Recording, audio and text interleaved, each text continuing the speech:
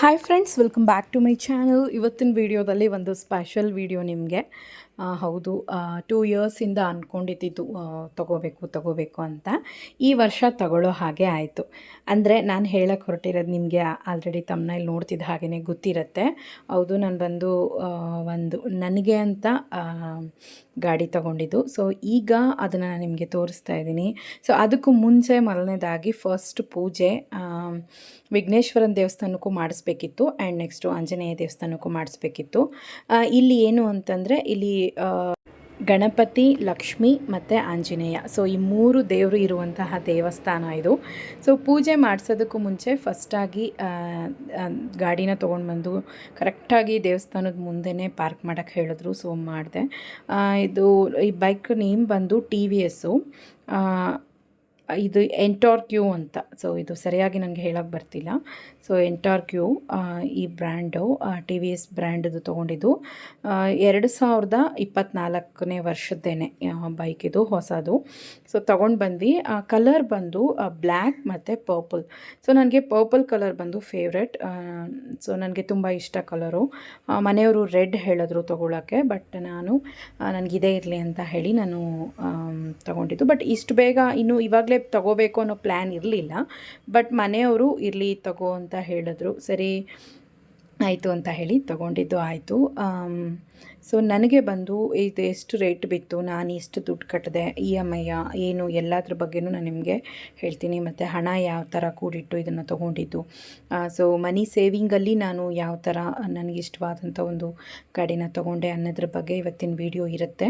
So ಈ ವಿಡಿಯೋದಲ್ಲಿ ನಿಮಗೆ ಒಂದು ಒಳ್ಳೆ ಮೋಟಿವೇಟ್ ಕೂಡ ಇರುತ್ತೆ. ಸೊ ಅದನ್ನು ಕೂಡ ಮಿಸ್ ಮಾಡ್ಕೋಬೇಡಿ. ಯಾಕಂದರೆ ತುಂಬ ಜನರಿಗೆ ಏನಾದರೂ ಒಂದು ಬೈ ಮಾಡಬೇಕು, ತೊಗೋಬೇಕು ಅನ್ನೋ ಒಂದು ಕುತೂಹಲ ಇರುತ್ತೆ. ಬಟ್ ಎಲ್ಲೋ ಒಂದು ಮೂಮೆಂಟಲ್ಲಿ ಬೇಡಪ್ಪ ಅನ್ನೋ ಒಂದು ಮನಸ್ಸು ಕೂಡ ಆಗಿಬಿಡತ್ತೆ. ಸೊ ಆ ಥರ ಮಾಡ್ಕೊಳ್ದೆ ಒಂದು ಸ್ವಲ್ಪ ಲೇಟ್ ಆದರೂ ಕೂಡ ಅಂದ್ಕೊಂಡಿರೋದನ್ನ ತಗೊಳ್ಳೋ ಹಾಗೆ ನಾವು ಮನಸ್ಸು ಮಾಡಬೇಕು. ಸೊ ಇದು ಬಂದು ತುಂಬಾ ಮುಖ್ಯ ಲೈಫಲ್ಲಿ. ಸೊ ಹಾಗೆ ಯಲಹಂಕದಲ್ಲೇ ತೊಗೊಂಡಿದ್ದು ಗಾಡಿ. ಬರೋವಾಗಲೇ 2 ಹುನಾರ, ಸೇಮ್ ಹುನಾರ 2 ತೊಗೊಂಡಿದ್ವಿ. ಸೊ ಪೂಜೆಗೆ ಅಂತ. ಸೊ ಪೂಜೆನೂ ಮಾಡಿಸ್ಬಿಟ್ಟು ಆಮೇಲೆ ಗಾಡಿಗೆ ಪೂಜೆ ಮಾಡಿಸಿದ್ದು.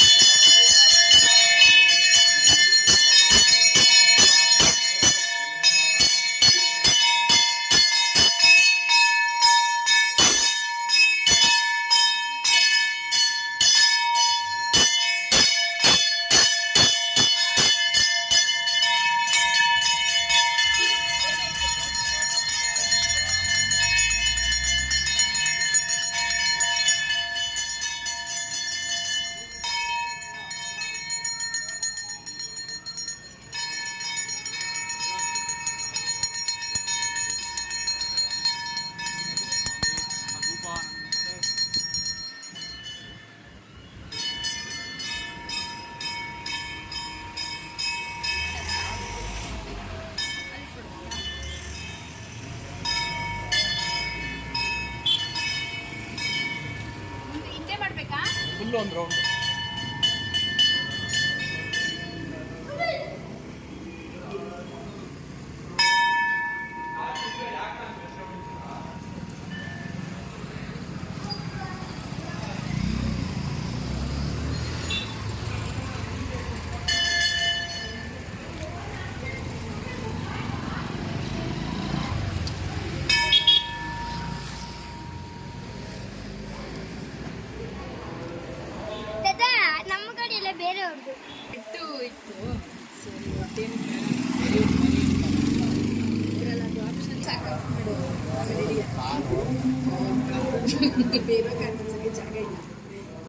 ಸೊ ಹಾಗೆಯೇ ಅವರು ನೀಟಾಗಿ ಪೂಜೆ ಮಾಡಿಕೊಟ್ರು. ಗಾಡಿಗೆ ನೀಟಾಗಿ ಇಡ್ಗಾಯಿ ಅಂತ ಹೇಳ್ತಾರೆ, ಅದನ್ನೆಲ್ಲ ಹೊಡೆದು ಕ್ಲೀನಾಗಿ ನೀಟಾಗಿ ಮಾಡಿಕೊಟ್ರು. ನಾನು ಪೂಜೆಗೆ ಅಪ್ಪನ್ನ ಮತ್ತು ನಮ್ಮ ಅಕ್ಕನ ಮಗನ್ನ ಕರೆದಿದ್ದೆ. ಸೊ ಮನೆಯವರು ಬಂದು ತುಂಬ ಬ್ಯುಸಿ ಇದ್ದರು. ಸೊ ಅವ್ರು ಬಂದು ನನ್ನ ಬಿಟ್ಟು ಅವರು ಸಿಟಿ ಸೈಡ್ ಹೊರಟರು. ಅದಕ್ಕೆ ಅವ್ರು ಇಲ್ಲ ವಿಡಿಯೋದಲ್ಲಿ. ಸೊ ಅದನ್ನು ಹೇಳ್ತೀನಿ ನಾನು, ಯಾಕಂದರೆ ಜೊತೆಗೆ ಬಂದು ಕೊಡಿಸಿದ್ದು ಅವರೇನೆ, ಬಟ್ ಪೂಜೆಗೆ ಅವ್ರು ಅಟೆಂಡ್ ಮಾಡೋಕ್ಕಾಗಲಿಲ್ಲ. ಸೊ ಹಾಗೆಯೇ ನಾನು ಪೂಜೆ ಎಲ್ಲ ಮುಗಿಸ್ಕೊಂಡು ಹಾಗೆ ಊರು ಒಳಗಡೆ ನಮಗೆ ವಿಘ್ನೇಶ್ವರನ ದೇವಸ್ಥಾನ ಇದೆ, ಅಲ್ಲಿ ಹೋಗಿ ನಮಸ್ಕಾರ ಮಾಡ್ಕೊಂಡು ಬನ್ನಿ ಅಂತ ಹೇಳಿದ್ರು. ಸರಿ ಆಯಿತು ಅಂತ ಹೇಳಿ ಹಾಗೆಯೇ ನಾನು ದೇವಸ್ಥಾನ ಕಡೆ ಹೊರಟೆ. ಯಾಕಂದರೆ ಅವ್ರು ಹೇಳಿದ ಇನ್ಸ್ಟ್ರಕ್ಷನ್ ಹಾಗೆ ಫಾಲೋ ಮಾಡಿದೆ ನಾನು. ನಿಂಬೆಹಣ್ಣೆಲ್ಲ ಗಾಡಿಗಿಟ್ಟು ಮತ್ತು ಗಾಡಿ ಒಳಗಡೆ ಒಂದು ನಿಂಬೆಹಣ್ಣು ಮತ್ತು ವೀಲ್ಗೆ ಒಂದೊಂದು ಇಟ್ಟು ನಾನು ಗಾಡಿನ ಮೂವ್ ಮಾಡಿದೆ. ತುಂಬ ಖುಷಿ ಆಯಿತು, ಒಂಥರ ಸಮಾಧಾನ ಅನ್ನಿಸ್ತು. ತುಂಬ ದಿವಸದಿಂದ ಅಂದ್ಕೊಂಡಂತಹ ಒಂದು ವಿಷಯ ಈಗ ಆಗಿದೆ. ಅದು ಎಷ್ಟು ದಿವಸ ಹತ್ತತ್ರ ಇದೇ ಟೈಮಲ್ಲೇ ನಾನು 2 ವರ್ಷಗಳ ಹಿಂದೆ ಗಾಡಿಯನ್ನು ಕಲ್ತಿದ್ದು. ಸೊ ನಿಮ್ಗೆ ಆ ವಿಡಿಯೋ ಕೂಡ ನಾನು ಹಾಕಿರ್ತೀನಿ, ಸ್ಟೆಪ್ ಬೈ ಸ್ಟೆಪ್ ನಾನು ಯಾವ ಥರ ಕಲಿತೆ, ಯಾವ ಥರ ಕಷ್ಟಪಟ್ಟು ಗಾಡಿನ ಕಲಿತೆ. ಯಾಕಂದರೆ ಸೈಕಲೇ ಬರಲ್ಲ ನನಗೆ, ಅಂಥದ್ರಲ್ಲಿ ಗಾಡಿ ಕಲಿಯೋದು ಅಂದರೆ ಸ್ವಲ್ಪ ಬ್ಯಾಲೆನ್ಸ್ ಕಷ್ಟ ಅಲ್ವಾ. ಸೊ ಅದನ್ನು ಕೂಡ ನಾನು ವಿಡಿಯೋದಲ್ಲಿ ನಿಮಗೆ ಶೇರ್ ಮಾಡಿರ್ತೀನಿ. ಸೊ ಕಲಿತೆ ಸೈಕಲು, ಬಟ್ ಕಂಟಿನ್ಯೂಸ್ ಆಗಿ ನನ್ನಿಂದ ಅದನ್ನು ನಾನು ರೈಡ್ ಮಾಡಲಿಲ್ಲ. ಬಟ್ ಬೈಕ್ ಓಡಿಸೋದಕ್ಕೆ ಮನೆಯವರೇ ಫುಲ್ಲಾಗಿ ಹೇಳ್ಕೊಟ್ಟಿದ್ದು ನನಗೆ. ಸೊ ಆ ಧೈರ್ಯವಾಗಿ 3 ದಿವಸಕ್ಕೆ ನಾನು ಗಾಡಿಯನ್ನು ಕಲಿತೆ. ಸೊ ಈಗ ನನಗೆ ಅಂತ ಒಂದು ಗಾಡಿ, ಸೊ ಖುಷಿ, ಒಂದು ನೆಮ್ಮದಿ. ಸೊ ಈಗ ಹೇಳಿದ್ರು ಊರೊಳಗಡೆ ಹೋಗ್ಬಿಟ್ಟು ಬನ್ನಿ ಅಂತ, ಅದಕ್ಕೆ ಹೋಗ್ತಿದ್ದೀನಿ. ನಾನು ಯಾವಾಗಲೂ ಅಷ್ಟೇ ಗಾಡಿ ಓಡಿಸೋವಾಗ ಸ್ಪೀಡ್ ಮಾಡೋದೇ ಇಲ್ಲ. ನಾನು ಓಡಿಸೋದೇ 25 ಇಲ್ಲ 30ರಲ್ಲಿರುತ್ತೆ, 27 ಇಲ್ಲ 30ರಲ್ಲಿರುತ್ತೆ. ಸೊ ನನಗೆ ಫಾಸ್ಟಾಗಿ ಓಡಿಸೋಕ್ಕೆ ಇಷ್ಟ ಆಗಲ್ಲ.